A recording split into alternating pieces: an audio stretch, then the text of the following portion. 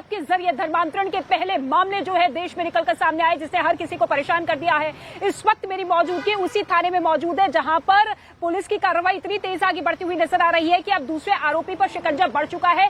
कई पुलिस की टीम जो है इस वक्त मुंबई में मौजूद है, लेकिन इस बीच महाराष्ट्र के मुंब्रा से एक बड़ी जानकारी निकलकर सामने ये आ रही है कि बहुत बड़ा आंकड़ा निकलकर सामने आया धर्मांतरण को लेकर। 400 लोगों के धर्मांतरण के आरोप लगे हैं। एक फोन आता है यूपी पुलिस के पास, जानकारी ये मिल रही है कि एक दिन पहले गुजरात से ये फोन आया जिसमें सीधे तौर पर यह बताया गया कि मुंब्रा इलाके में 400 ऐसे लोग हैं जिनका धर्मांतरण करवाया गया, यानी कि उनका धर्म परिवर्तन करवाया गया। लेकिन इस पूरे मामले की जांच के लिए कई ऐसी जांच एजेंसियां हैं जो कि सीधे तौर पर अपने कदम को आगे बढ़ाती हुई नजर आ रही है, क्योंकि अभी तक पुष्टि इस बात की नहीं हुई है।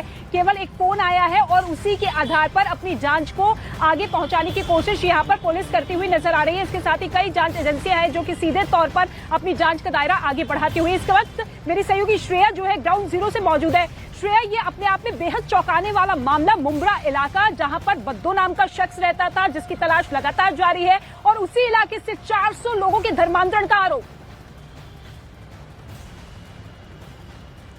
साफ तौर पर ये काफी बड़ी खबर है, क्योंकि अभी भी बद्दू का जो पता है वो पुलिस को नहीं लग पाया है। 5 दिन पहले ही बद्दू अपने घर से पूरे परिवार के साथ फरार हो गया था।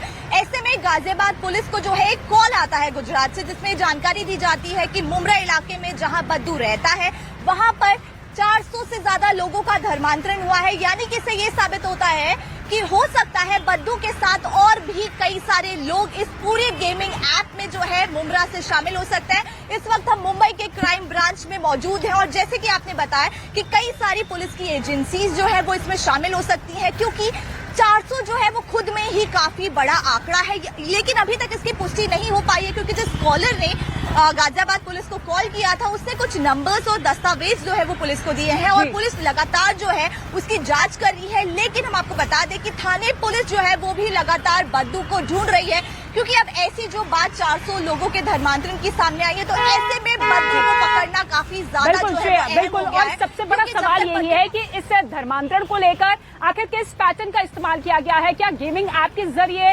ज्यादातर बच्चों को टारगेट किया गया, या फिर हर उम्र के लोगों को सीधे तौर पर बरगलाया गया, फुसलाया गया, उनका ब्रेन वॉश किया गया, अपने धर्म के प्रति विरुद्ध किया गया और धर्म विशेष के प्रति प्रेरित किया गया। ये तमाम ऐसी चीजें हैं जिस पर अब जांच होना बहुत जरूरी है, क्योंकि एक फोन कॉल आता है यूपी पुलिस को जिसमें सीधे तौर पर जो फोन कॉलर है ये कहता है कि मुंब्रा इलाके में 400 लोगों का धर्मांतरण हुआ है। देखिए, ये मुंब्रा इलाका जहां से बद्दो की जो है लास्ट लोकेशन मिली थी, इसी इलाके में बद्दो नाम का शख्स जो कि इस पूरे खेल का मास्टरमाइंड है, सरगना है, वो अपने परिवार के साथ रहता है, लेकिन 5 दिन पहले अपने परिवार के साथ लापता हो जाता है। हालांकि जब पुलिस वहां पर पहुंचती है तो उसके घर में ताला जड़ा हुआ मिलता है, लेकिन इसके साथ ही पुलिस को शक ये है कि 400 किलोमीटर के दायरे में वो छिपा हुआ है। हालांकि लॉजिस्टिक मदद लगातार उस तक पहुंचाई जा रही है, पैसा गाड़ी पहुंचाई जा रही है, जिसके जरिए वो एक लोकेशन को छोड़कर दूसरी लोकेशन शिफ्ट होता हुआ नजर आ रहा है। लेकिन इसके साथ ही पुलिस ये दावा भी कर रही है कि बहुत जल्द बद्दो नाम का ये सरगना मास्टरमाइंड बहुत जल्द पुलिस की गिरफ्त में होगा। श्रेया का एक बार फिर से रुक कर लेते हैं। श्रेया, शुरुआती तौर पर क्या कुछ अपडेट और जानकारी आपको हाथ लग पा रही है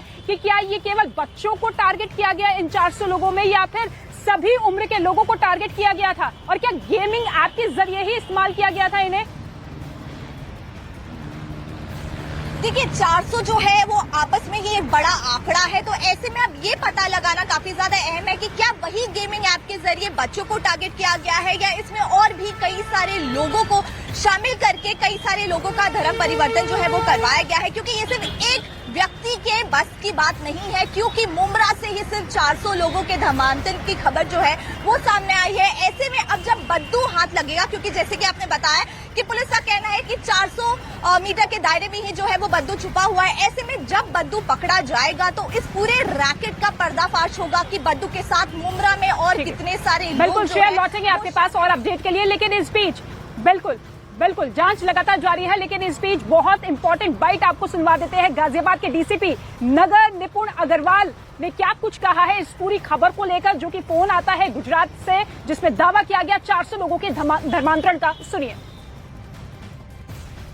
गाजियाबाद धर्मांतरण मामले में रोज नए खुलासे हो रहे हैं। इस वक्त बातचीत करने के लिए हमारे साथ डीसीपी गाजियाबाद निपुण अग्रवाल है। सर, एक बड़ा खुलासा ये आ रहा है कि कई लोग जो महाराष्ट्र के मुंब्रा इलाके से जुड़े हैं उनका धर्मांतरण हुआ है। क्या है इस मामले में अपडेट? 30 मई को ये अभियोग पंजीकृत हुआ था। इसमें बद्दो नाम की डिजिटल आइडेंटिटी सामने आई थी, जो कि मुंब्रा थाना क्षेत्र थाने के रहने वाले हैं। तत्कालीन इनकी गिरफ्तारी हेतु हमने टीम रवाना कर दी थी और आपके माध्यम से ये इन्फॉर्मेशन पब्लिक हुई थी। इसके बाद ही हमको गुजरात से कुछ फ़ोन आने चालू हुए जिसमें कि वो बता रहे हैं कि कुछ लोगों का धर्मांतरण हुआ है और जिनके तार मुंब्रा क्षेत्र से जुड़े हुए हैं और कह रहे हैं कि मुंब्रा में कई लोग का कन्वर्ट हो चुका है। और उन्होंने कुछ फ़ोन नंबर्स और कुछ ऑडियो क्लिप्स वगैरह शेयर करी हैं, जिसकी भी पुष्टि करना भी हमको बाकी है। क्या उन लोगों से आपने बातचीत की है जो नंबर्स आपको दिए गए हैं, शेयर किए गए हैं गुजरात वाले को? अभी हमारी टीम्स उस पर लगी हुई हैं, उनको अभी वेरीफाई करना बाकी है। पर उन्होंने बताया कि 300-400 लोग का वहाँ पे कन्वर्जन हो चुका है और मुंब्रा में ये हब है जो कि ये काम कर रहा है, बट स्टिल उसको वेरीफाई करना अभी हम बाकी है। तो इसका मतलब ये है कि मुंब्रा से जिस तरह से बद्दो जो फर्जी नाम की ID खान शाहनवाज इस्तेमाल करा था, उसका नेटवर्क ही इन लोगों के साथ भी जुड़ा हो सकता है? देखिए, ये तो पुष्टि के बाद ही हम बता पाएंगे। एक बार जब शहनवाज की अरेस्टिंग हो जाएगी तो उनसे पूछताछ करके हम आपको कंफर्म कर पाएंगे।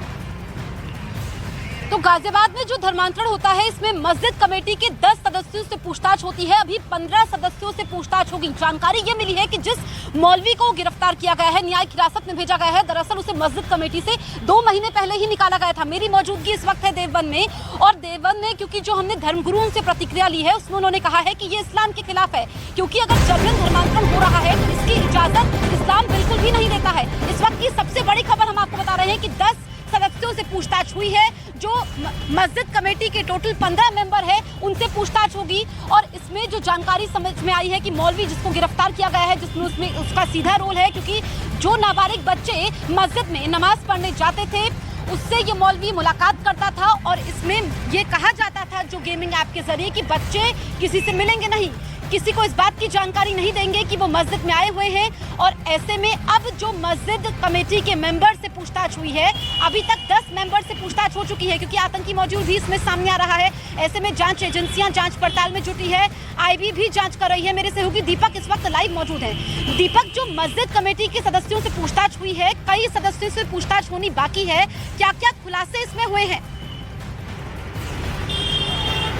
देखिए, जो मस्जिद कमेटी के 15 मेंबर हैं उनकी टीम से लगातार दिल्ली पुलिस पूछताछ कर रही है। पुलिस माफ़ कीजिएगा, गाज़ियाबाद पुलिस पूछताछ कर रही है, क्योंकि गाज़ियाबाद पुलिस का ये कहना है कि 10 के आसपास जो मस्जिद कमेटी के लोग हैं उनसे पूछताछ की जा चुकी है। ये वही लोग हैं जो पिछले कई सालों से उस जगह पर काम करते थे, उस जगह पर कमेटी के मेंबर हैं। और जो मौलवी जिसे गिरफ्तार किया गया है अब्दुल रहमान, वो इसी कमेटी का मेंबर था।